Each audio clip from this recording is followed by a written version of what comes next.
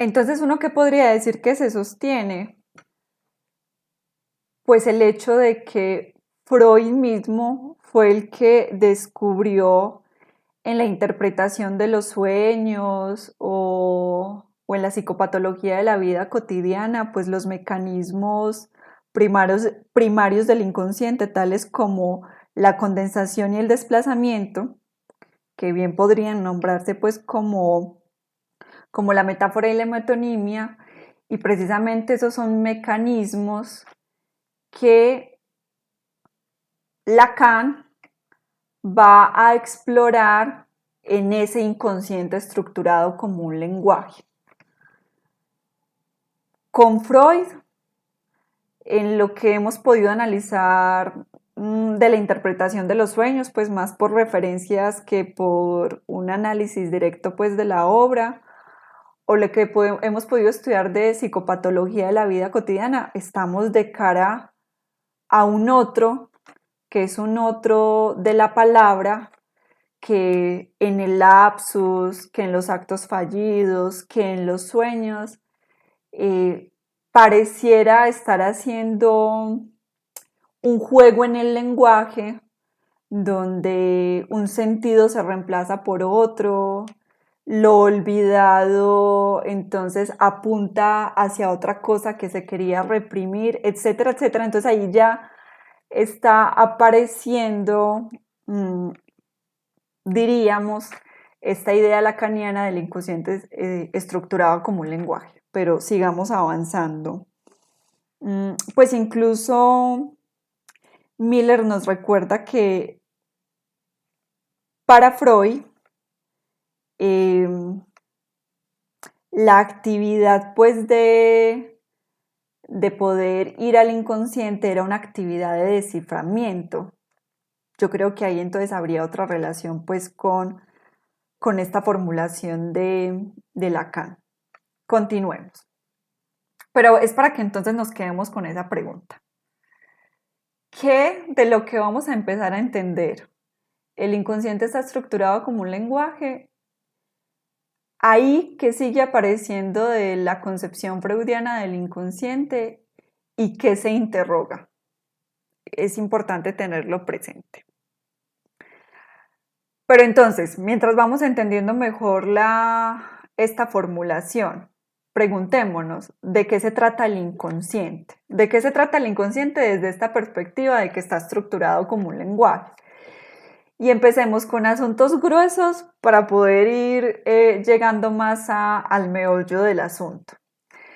En el seminario 11, que se llama Los 4 conceptos fundamentales del psicoanálisis, los cuatro conceptos del psicoanálisis, en ese seminario 11, donde los conceptos pues, que se trabajan son el inconsciente, la transferencia, la repetición y la pulsión, pareciera ser que el de la pulsión no llega a trabajarse pues como tal. En ese seminario 11, que apenas lo estamos estudiando, en algún momento se los compartimos pues en una agenda formativa, luego decidimos volver a Miller, etc. Se pueden extraer los siguientes puntos para ir entendiendo esa formulación. ¿Cuáles puntos se pueden ir extrayendo? Leamos entonces, ¿de qué se trata el inconsciente? Son significantes, palabras, reglas, órdenes, textos de distinta amplitud que funcionan solos de una manera presubjetiva. Y eso va a ser fundamental, esa expresión, de una manera presubjetiva. Aquí entonces hay una extracción más puntual de lo que sería el inconsciente pensado como algo que está estructurado como un lenguaje. Es un juego combinatorio de significantes, opera espontáneamente y es presubjetivo. Yo creo que ahí todavía estamos diciendo, ¿qué? ¿Qué quiere decir esto? Y para ello, entonces, quería traer a colación una anécdota que también está en el seminario 11 y que nos permite ir avanzando, insisto, en entender esa formulación del inconsciente está estructurado como un lenguaje. Lacan nos dice al comienzo de ese seminario 11, basándose en unas reflexiones de Levi Strauss, él nos lleva a la idea de que antes de que uno sea sujeto que piensa, que es consciente, que se nombra a sí mismo, que nombra a los otros, antes de eso ya estamos absorbidos por ciertas estructuras. Desde el estructuralismo de Levi Strauss, uno podría decir que uno está absorbido en el momento de nacer por una estructura de parentesco. ¿Qué quiere decir eso? Que cuando llega uno a una determinada familia y esa determinada familia hace parte de una cultura con unas costumbres, con unas determinaciones, a mí como recién llegada, nadie me está preguntando si avalo o no las relaciones de parentesco, las formas de funcionamiento que tiene esa familia y esa comunidad a la cual he llegado. Yo llego y si soy hembra humana, se me socializará como mujer, se me insertarán en ciertas relaciones de género, se prohibirán unas cosas, se permitirán otras, se dará un lugar al recién llegado, un lugar entre otros. Y ahí queda absorbido el recién llegado, insisto, sin preguntarle si está de acuerdo o no. Hay otra estructura, bueno, y todo esto que absorbe al recién llegado, pues todo está apoyado en la lengua misma, está apoyado en el decir mismo, en la palabra misma, porque las normas y la transmisión de unas formas de relacionamiento pues se hacen vía la palabra. No habría estructura de parentesco sin posibilidad pues de que eso se amarre a una transmisión que se hace verbalmente o que se hace simbólicamente en términos del lenguaje, etcétera, etcétera. Otra manera de comprender que algo nos absorbe antes de tener conciencia, de ser un sujeto que piensa, etcétera, sería, por ejemplo, que antes de nacer ya se nos nombra un ejemplo, va la madre a hacerse una ecografía, va con el compañero, con un amigo, con el que sea, y cuando vean la ecografía dirán, es una niña. Si ya tienen un nombre, si es una niña, entonces no sé, es Mariana. Entonces ya precede a ese sujeto una forma de nominar y una forma de instalar a ese que incluso no ha llegado, que va a llegar, pero incluso todavía pues está en el vientre de su madre. Entonces, si hacemos el esfuerzo, que yo sé que todavía es pensarlo, es difícil pensarlo, a mí me cuesta pensarlo todavía, que hay estructuras que a uno lo absorben y que son presubjetivas. Lacan trae a colación una anécdota que es bien interesante y que creo que nos puede ayudar a pensar más esto, y que la ponía pues aquí en la presentación para que nos intentáramos responder preguntas como ¿y por qué funcionan solos los significantes? ¿Y cómo funcionan solos? ¿Y quién los hace funcionar? Eh, para pensar eso, pues tanto la formulación del inconsciente está estructurado como un lenguaje, como estas preguntas pues que acabo de enunciar. Entonces voy a traer a colación una anécdota que también está en ese seminario 11, que dice que un niño dice en determinado momento lo siguiente: tengo 3 hermanos, Pablo, Ernesto y yo. Entonces esa enunciación es muy simpática porque, como pueden ver, quien está enunciando se contó.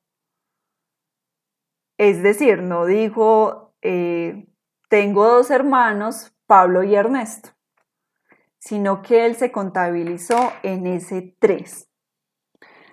Entonces Lacan nos dice, ¿quién contó ese 3? ¿Quién enunció ese 3? Y lo que nos dice, como está expuesto aquí en la diapositiva, en la presentación, en el decir, tengo 3 hermanos, hay algo que cuenta, un algo instalado presubjetivamente. Se preguntarán entonces ustedes, ¿qué es ese algo que cuenta?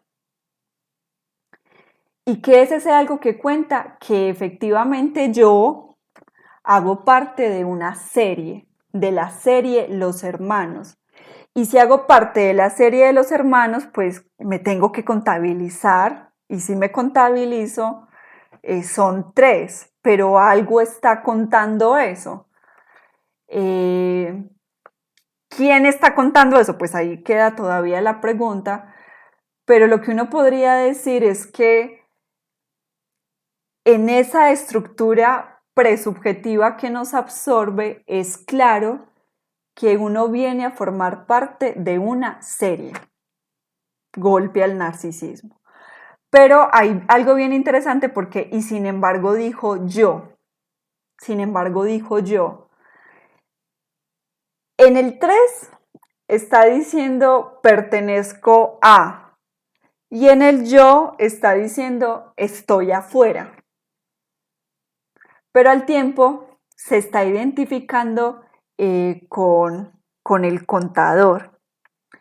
Entonces, bueno, eso es bien interesante porque en ese algo que cuenta es donde Lacan nos va a empezar a pedir que rastreemos esa estructura presubjetiva que está antes de todo hablar, de toda escritura, etcétera, etcétera.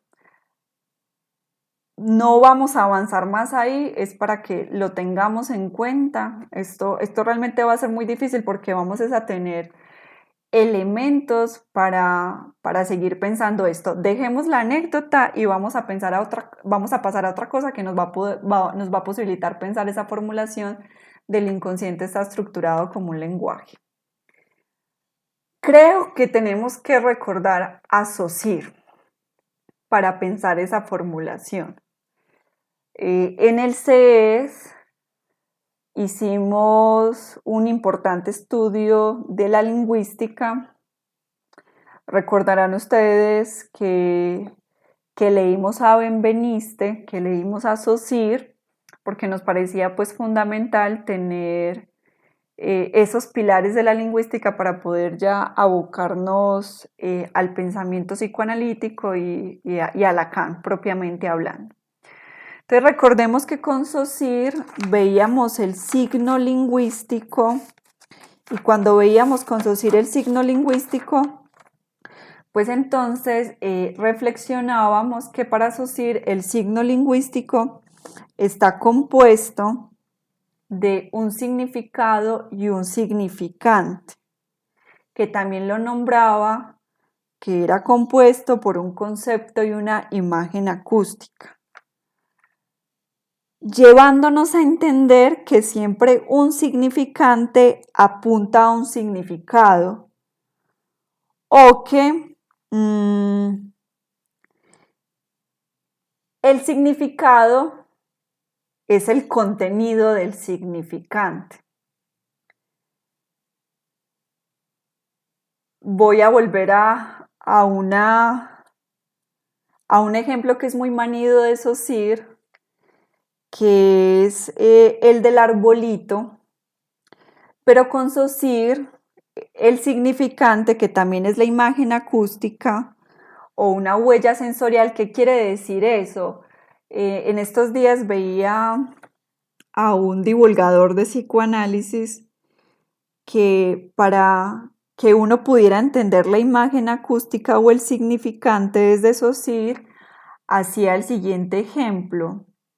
Si uno entra, no sé, a un restaurante y resulta que quien te atiende o quienes están en la mesa vecina, pues no sé, hablan en chino, en inglés, bueno, en otro idioma que no sea el castellano, por más que esos sean sonidos, eso no encuentra un registro en voz. Si no sabes pues esos idiomas extranjeros y solamente pues estás buscando que alguien te hable pues en español para poder comprender algo y entrar en diálogo con alguien, ese idioma extranjero, esos sonidos del idioma extranjero no van a encontrar una huella psíquica en vos que te permitan reconocer eso que el otro está hablando. Entonces, bueno, eso me pareció como muy bello escucharlo, porque la pregunta es, ¿por qué cuando viene la palabra del otro, esa palabra del otro me permite remitirme a un determinado concepto, si estamos pues parados desde la visión de Saussure? Entonces, con el ejemplo pues del arbolito, que es el ejemplo pues de Saussure por excelencia, esa imagen acústica, esa huella sensorial de árbol, me remitirá a un concepto, y es que pues uno tiene como una especie de unidad de que son árboles pues. Entonces me llegaría pues el concepto de una manera más abstracta.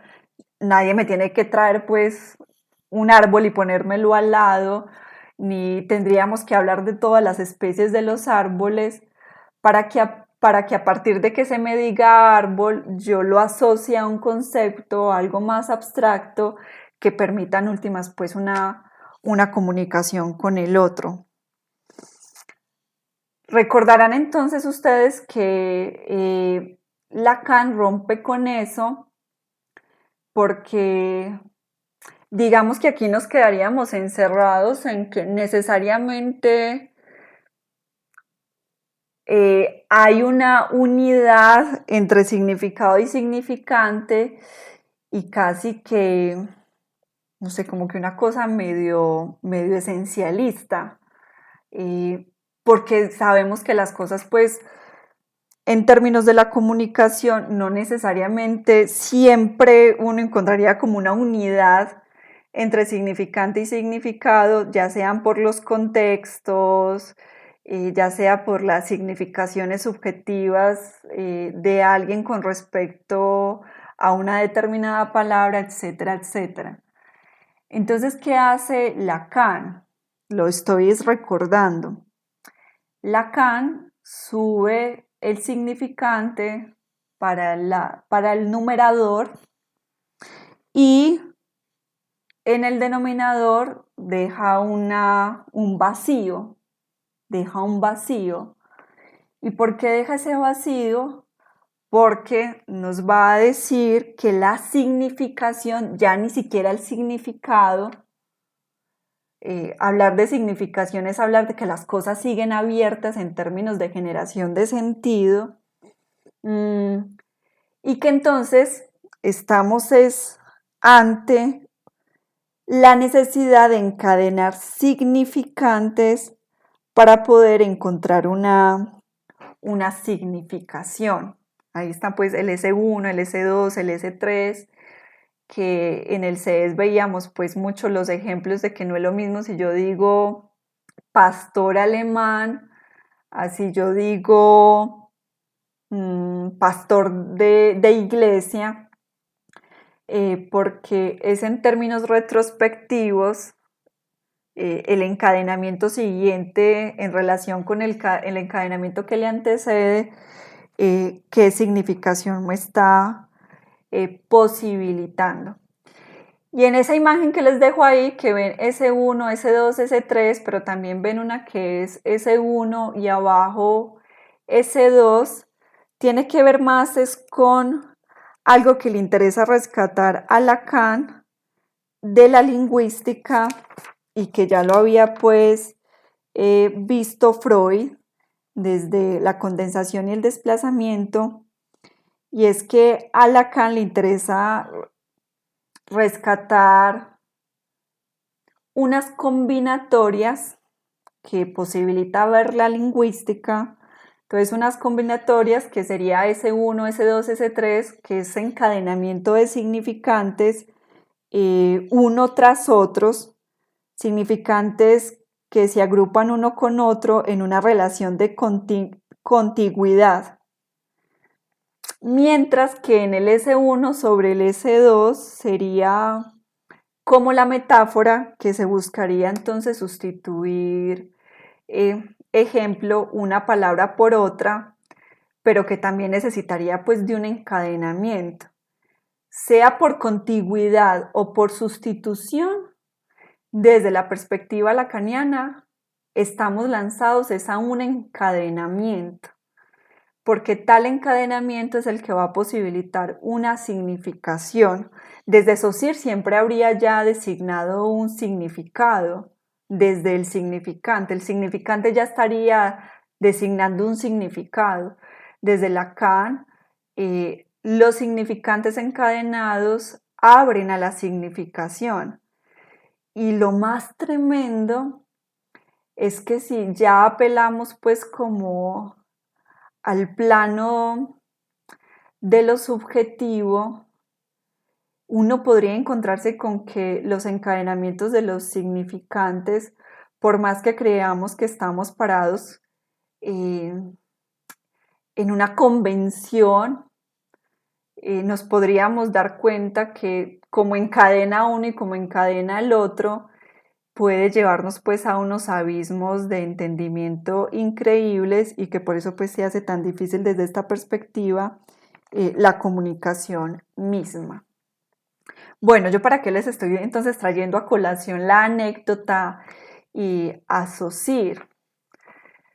En el seminario 11, Lacan dice que para él es muy importante ir a la lingüística porque la lingüística saussuriana en este caso, en tanto le da lugar a la estructura, recordarán ustedes que darle lugar a la estructura es pensar que los elementos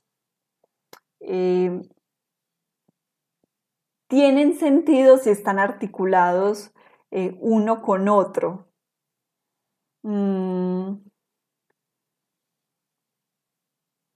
Y si entonces Lacan está yendo a la lingüística por lo que le permite pensar de la estructura del lenguaje, un ejemplo más para que lo comprendamos, para que lo recordemos, porque es primero sujeto, luego verbo, luego predicado, porque hay una sintaxis a partir de la cual hay un ordenamiento, pues, en esa sintaxis de elementos necesarios para que en términos gramaticales, pues yo pueda transmitir una idea, hay una estructura y no otra, y eso está instalado en nosotros, estamos absorbidos en esa estructura lingüística. Entonces, para Lacan es muy importante ir a la lingüística, que es un juego combinatorio de significantes